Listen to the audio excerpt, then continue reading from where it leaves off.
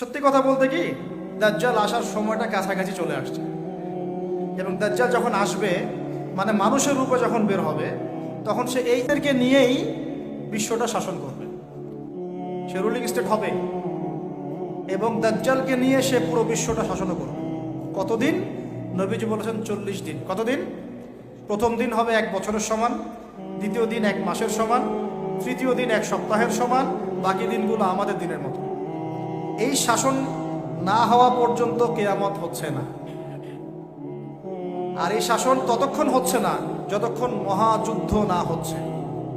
আর মহাযুদ্ধ না হওয়া পর্যন্ত ইমামুল মাহদিও আসছেন না।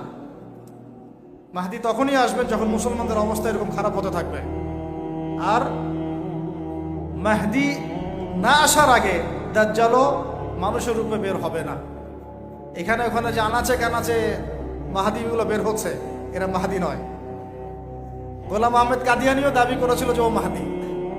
ও প্রথম বলেছিল যে আমি মাহাদি, তারপর বলেছে আমি হচ্ছি ঈসা, তারপরে বলেছে মাহাদি ঈসা একই, আমি দুটাই।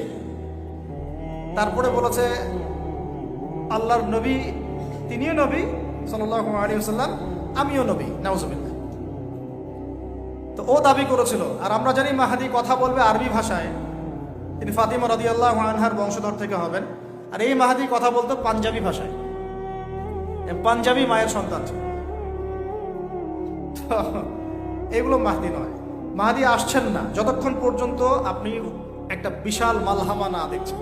আর আমার ধারণা, ইন্টারপ্রিটেশন, বা শুধু আমার ধারণা না, অনেকেই ওয়ার্ল্ড অ্যানালাইসিস যারা করে তারা বলে যে হয়তো বা এই ইস্যুগুলো, ইউক্রেন রাশিয়া হোক, সিরিয়া ইস্যু হোক, ইয়েমেন ইস্যু হোক, গাজা ইস্যু হোক, আস্তে আস্তে একটা বড় যুদ্ধের দিকে এরা বিশ্বকে নিয়ে যাবে।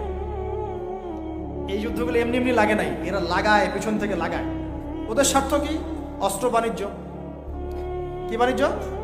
অস্ত্র বাণিজ্য। ওরা যুদ্ধ বাঁধিয়ে রাখবে, জিয়ে রাখবে, যাতে করে অস্ত্র ব্যবসা করা যায়। অনেক সময় মুসলমান 2 দেশের মধ্যে যুদ্ধ লাগায় দেয়, দিয়ে অস্ত্রের বাণিজ্য করে। এগুলো কি মিথ্যা কথা বলছি না সত্য কথা বলছি? সরাসরি বলছি ভাই, কিছু করার নাই। এখন সরাসরি না বললে তো দেরি হয়ে যাবে। এখন জানা উচিত আপনাদের বিষয়গুলো। তো আমাদের ইন্টারপ্রিটেশন যে এটা হয়তোবা চলে আসতে পারে, চলে আসলে পরে বিশ্বের অবস্থা কি হবে সেটা ভাবতে হবে আমাদের। 1 করোড়